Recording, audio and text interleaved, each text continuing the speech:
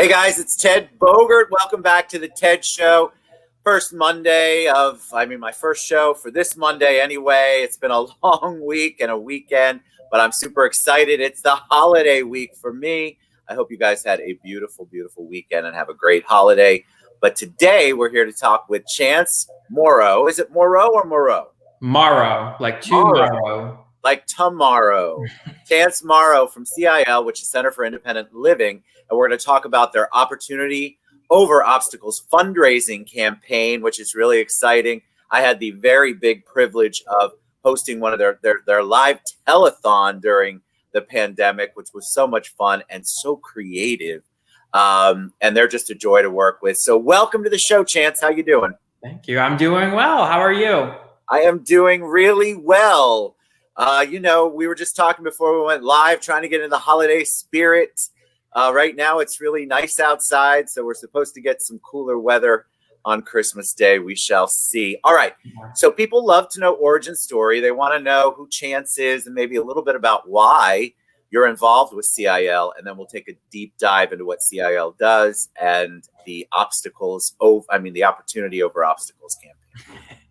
I kind of have an interesting origin story. I feel like everyone always says their origin story is pretty interesting, but I kind of got into the nonprofit realm, the nonprofit game pretty early on in my life. I'm 24 years old. Everyone always thinks I'm older, but I'm originally from upstate New York, Syracuse area, and then ventured off for college.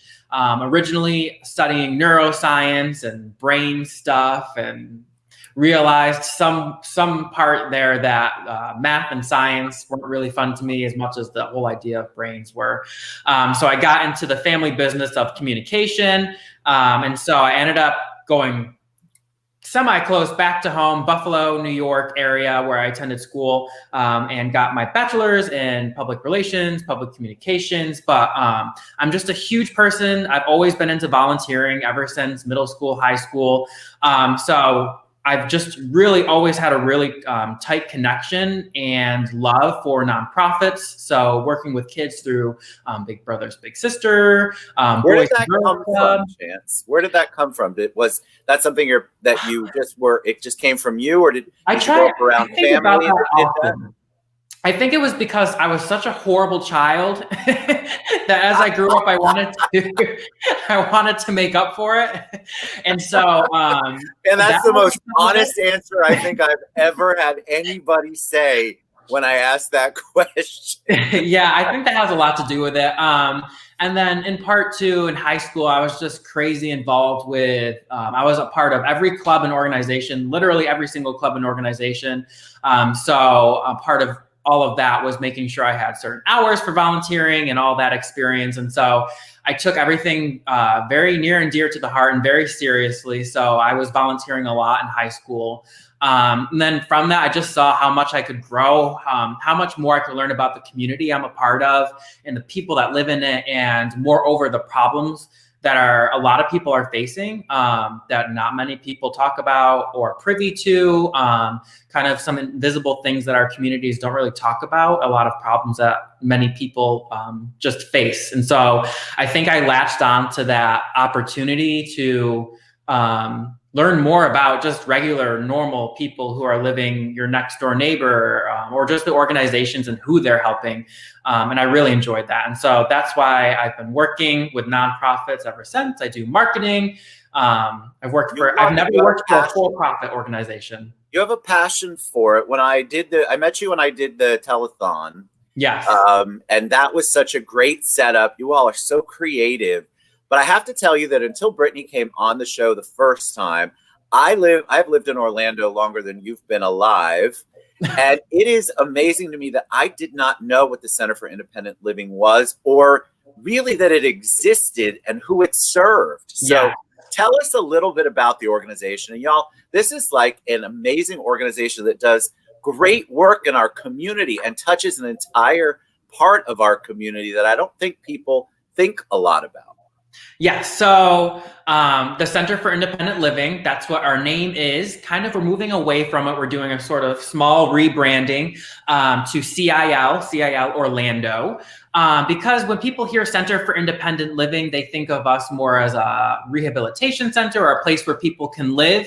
And we kind of want to move away from just people automatically thinking that. So when we say CIL, hi, I work for CIL, hi, I'm with CIL, people then who don't know us can say, what is CIL? And then our foot's in the door, and we can kind of say, we are Center for Independent Living, but this is what we do. Not what you think we do, but what we actually do. Yes. And so we were founded in 1976.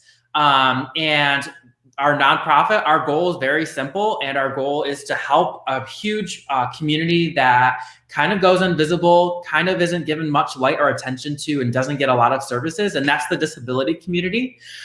We help people with all different types of disabilities. We help people of all different ages with disabilities, and we serve Central Florida. And it's just really important. I like to give this statistic because it kind of puts a lot of things into a good perspective, that 1 in 4 people in the United States has a disability to some degree. It could be in a disability that you can see, someone using a walker, wheelchair, cane, Wow. seeing eye dog, those types of things. But there are also disabilities that we're finally shedding light on, disabilities you can't see. So mental health and those types of things as well go into that 1 in 4 number. So we have a variety. We have 4 main programs and services that we offer to the community that help that wide range of people, from helping them to find a job, helping teens and young adults find careers and do some job exploration, and hopefully find and land a job where they're appreciated. This employer sees their skills, what they're good at, and hires them, and they feel needed and wanted within their community. So we do a lot of things. When I was doing the telethon, I had the privilege of interviewing a guest, and when you say the big category, I'm so glad that you explained it, because I think people think disability, they immediately think somebody in a wheelchair or somebody, and that may be true, and that is true, but that it encompasses so much more than that. And the hiring process you were talking about, if it wasn't a challenge before, I know it's certainly been a challenge during the pandemic. How have you guys shifted and been able to continue to serve the community? Because I imagine that the need has just grown. Absolutely. The need has grown, and the need kind of always existed, but more people are really finding themselves in certain situations where they have to reach out. They're really in a really tight spot. And so normally our office in Winter Park is wide open. We do in-person stuff with case managers and the consumers that come in looking for help and programs. But obviously we're dealing with a high-risk population. We want to make sure everyone's safe, that our staff is safe. So we've really just turned mostly virtual. A lot of what we can do, which we're lucky to do, is we can do a lot of things over the phone. We can do a lot of things over video. As long as the case managers are getting in contact with people and making it safe, we can still do that work. And so that's what we've been doing. We're making sure we're still helping people. We haven't closed our doors. Maybe in person we've closed our doors, but we're still wide open to help people through our services and programs still. So tell us about, that leads us to, what a great segue. We're going to talk about the opportunities over obstacles, or opportunity over obstacles fundraising campaign. Tell me about that. Yeah, so we've kind of, obviously this year's been tricky, and especially for the nonprofit sector, all different types of nonprofits, we usually always have to be on our feet, think on our feet, but this year especially. So that event that you helped us with earlier in the summer, our live event, which was a gala that's usually in person, we had to really think fast and turn it into a live event. And so we're kind of doing the same thing with this end of year fundraiser. And so every year, towards the end of the year, from November all the way up to the last day of December on the 31st, we have that final push for fundraising to make sure that we can still provide services to people who have disabilities who need help. And something that I haven't mentioned that's really important to note is that, yes, we work super hard and we do a lot of things every day for people living with disabilities, but unfortunately we still have a wait list because we just don't have the capacity, and sometimes we just don't have all the funds that we need in order to build a ramp for someone or do a home modification for someone. And through these fundraising efforts, that's what our main goal is, to still be able to help the people that we're helping now, but to do a level up and start helping more people, get some people off the wait list that are waiting for these crucial services, people trapped in their houses. Something that's really important to think about too is during this pandemic, we can think of it in a negative way, but we can also think of it in a positive way that people during this time have been trapped in their houses, mainly more probably towards the beginning of the year, more than right now. But people found themselves trapped in their homes, scared, not knowing what to do, not wanting to leave their homes, and then starting to go stir crazy and all of that. And that's the reality of a lot of people with disabilities right here in Central Florida. Their homes, as nice as they are, as functional as they are, have become these people's traps because they simply can't leave their front door a lot of the times. And so that's one of the services that we provide in our Foundations to Freedom program. But that's what the main goal of this fundraiser is to be able to do more of these things, to help more people, to help more people through all 4 of our programs and services. Can employers reach out to you too? Do you take a bank of employers? Because you mentioned that earlier. And absolutely. I think that a lot of people, I know a lot of people, most people I know would hire. I think they just don't know. Yeah, absolutely. We're always looking for opportunities to partner with organizations, local organizations, where we can potentially have a partnership and start something and hopefully have some of our program people participating in our programs find worthy, fulfilling employment with these local partners. And then give us, you mentioned the ramps earlier. That was something that really took me by surprise when we were doing the telethon. I didn't realize that was such a cost and such a hindrance for so many of the people that you serve. Explain to the audience a little bit about that, because I think that opens up the world to them, but for so many of them, they don't have that opportunity.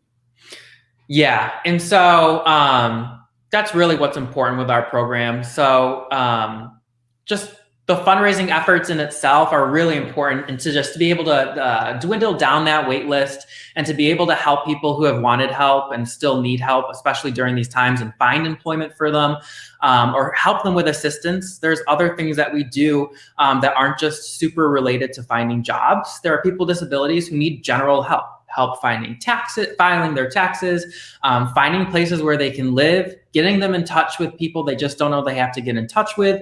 And so we're really an overall, just a helpful service, an organization where our goal is to help in any way, shape, and form, all different types of people with disabilities do different things so that they can find their opportunities and they can get over those obstacles. That's kind of where the name for this fundraiser came about. So we know there's a lot of opportunities. We find these opportunities, and we hope that we are this opportunity for a lot of people. And we want to work and do what we can to get them over these obstacles, whether it be big or small, to do whatever we can.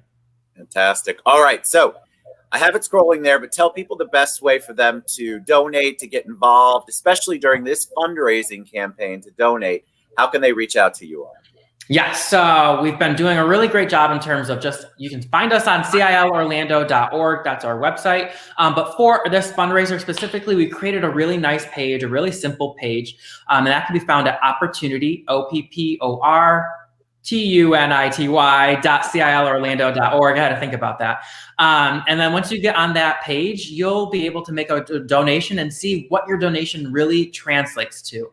What does your $25, $50, $100 donation translate to in terms of what our services are? They can provide a wheelchair for someone who needs a wheelchair, or a ramp for someone who needs a ramp or a home modification.